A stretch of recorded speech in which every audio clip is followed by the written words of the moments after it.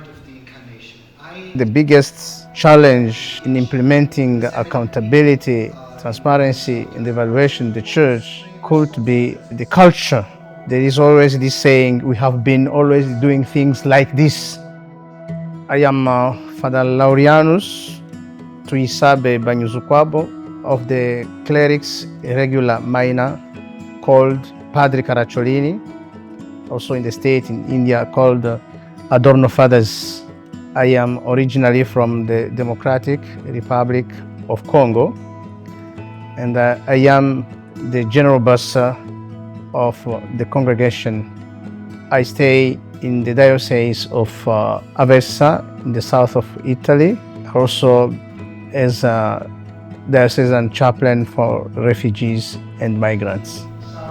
The training has been very, very helpful for me. I go back to my congregation with a lot of insight, and what I have learned is that we can do things better than we do them now. There is always room for change and for improvement. Being accountable, being transparent, it is compulsory for everybody, especially for us church leaders. But without giving room for renewal, this becomes a great challenge.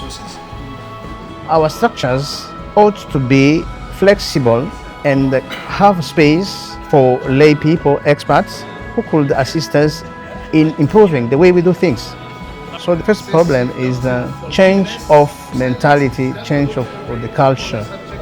Change has to happen, but it will happen first if we have the will to accommodate change.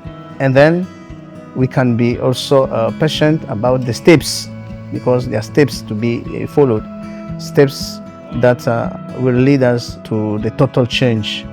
And also our structures, how I wish they could be open to change, because we cannot continue to do things which are not complying with the transparency and accountability